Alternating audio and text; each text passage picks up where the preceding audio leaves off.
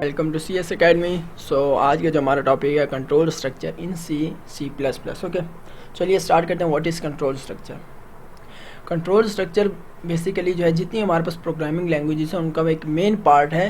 ठीक है, ये हर प्रोग्रामिंग लैंग्वेज में कंट्रोल स्ट्रक्चर होता है। ठीक है, जैसा कि सी प्लस प्लस में भी हमारे पास कंट्रोल स्ट्रक्चर है। कंट्रोल स्ट्रक्चर बेसिकली कहते हैं किस चीज़ को? ठीक है, कंट्रोल स्ट्रक्चर जो है बेसिकली ये वो स्टेटमेंट होती है जो कि फ़्लो ऑफ एग्जीक्यूशन जो है हमारे प्रोग्राम की, उसको है हम अपने मर्ज़ी के मुताबिक जो है फ़्लो ऑफ एग्जीक्यूशन कर सकें। ठीक है, किसी कंडीशन के मुताबिक। फॉर एग्जांपल अगर हम चाहते हैं ये कंडीशन, फॉर एग्जांपल हमने एक प्रोग्राम बनाया है अप्लाई करने के लिए, ठीक है, तो उसमें हम लोग कुछ कंडीशन लगाएंगे। अगर स्टूडेंट के इतने मार्क्स हों तो ये अप्लाई कर सके, तो ये हमारे पास फॉर एग्जांपल ये स्टेटमेंट जो है रन हो, अदरवाइज जो है नहीं रन हो। तो इसी को बेसिकली हम कंट्रोल स्ट्रक्चर कहते हैं कि हम लोग फ्लो ऑफ एग्जीक्यूशन अपनी मर्ज़ी के मुताबिक किसी कंडीशन के थ्रू जो हम अपनी मर्ज़ी के मुताबिक जो इसको कर सकें। ठीक है,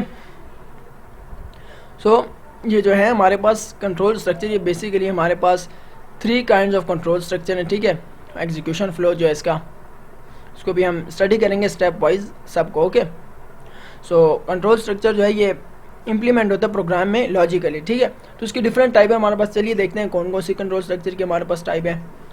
आप देख रहे होंगे इसमें सीक्वेंस स्ट्रक्चर है जो कि इससे पहले हम करते हुए हैं, उसके बाद सिलेक्शन स्ट्रक्चर है, उसके बाद रिपीटिशन एंड फंक्शन कॉल।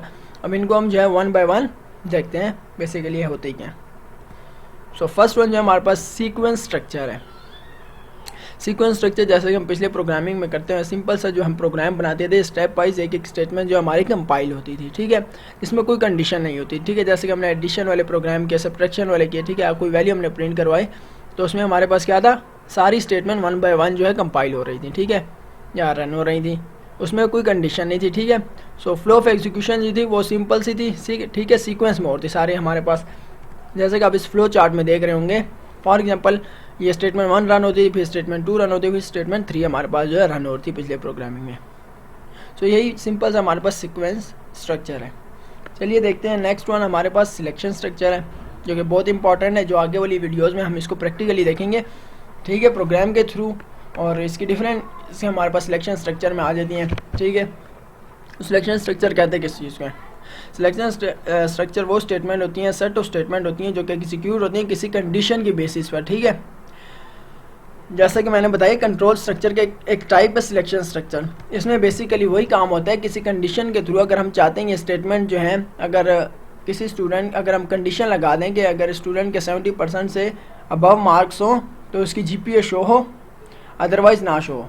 इसी तरह अगर हम लोग कोई कंडीशन लगा दें अगर स्टूडेंट के जो है से ज़्यादा हो 70% से तो उसकी GPA शो हो, अदरवाइज़ ना हो, तो इसी के लिए हम लोग सिलेक्शन स्ट्रक्चर यूज़ करते हैं। ठीक है, इस सिलेक्शन स्ट्रक्चर में हमारे पास जो है अगर जो है कंडीशन ट्रू होती है तो वो हमारे पास स्टेटमेंट रन होंगी, अदरवाइज़ अगर फॉल्स होती है तो स्टेटमेंट जो है हमारे पास नहीं रन होगी। तो इसकी हमारे पास डिफरेंट टाइप्स हैं, एग्जांपल्स हैं, if else and switch.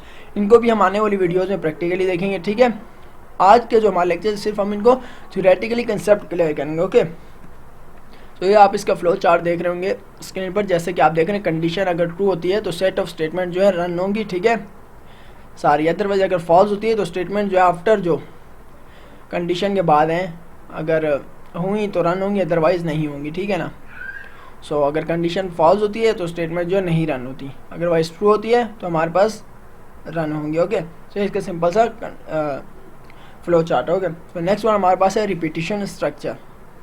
Repetition structure basically किसको कहते हैं, जैसे कि फॉर एग्जांपल अगर हम स्टेटमेंट को सम टाइम जो हम इसको रन करवाना चाहते हैं एक ही स्टेटमेंट को, ओके, तो उसके लिए हम रिपीटिशन स्ट्रक्चर उसको कहेंगे। ठीक है, जैसे कि फॉर एग्जांपल एक ही वैल्यू जो हमने 10 टाइम जो है प्रिंट करवानी है तो उसके लिए हम जो है रिपीटिशन स्ट्रक्चर यूज़ करेंगे, जिसमें हमारे पास फॉर लूप आ जाता है, डू वाइल लूप आ जाता है, वाइल लूप आ जाता है। ओके, लूप का मतलब क्या है, इसको हम इटरेशन भी इसी वजह से कहते हैं क्योंकि इसमें एक ही स्टेटमेंट जो है कंडीशन, जब तक इसमें हम लोग इसमें भी हम कंडीशन ही लगाते हैं बेसिकली, जब तक हमारे पास कंडीशन ट्रू होगी उस टाइम तक हमारी स्टेटमेंट जो है रन होती रहेंगी, अदरवाइज जब फॉल्स होगी तो स्टॉप हो जाएगी। ओके, इसकी जैसे कि आपको मैंने एग्जांपल बता दिए, for loop, do while loop, इनको भी हम आने वाली वीडियोज़ में जो है 1 बाय 1 सबको जो है हम अलग अलग वीडियोज़ इनके लिए बनाएंगे, उनको हम प्रैक्टिकली देखेंगे। ओके, इसका जो अगर आप फ्लो चार्ट देख रहे हो, देखें अगर यहाँ पे कंडीशन ट्रू होती है बॉडी ऑफ लूप चलेगी। ठीक है, इंक्रीमेंट डिक्रीमेंट इनको हम स्टेप वाइज आगे देखेंगे प्रैक्टिकली। ओके, आज सिर्फ थ्योरेटिकली जो है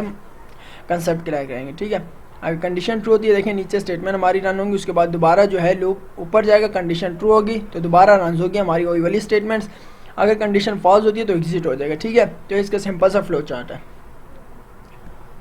तो थैंक यू फॉर वॉचिंग। अगर आपको हमारी वीडियो अच्छी लगी तो प्लीज़ लाइक एंड शेयर और सब्सक्राइब ज़रूर कीजिएगा। Thank you.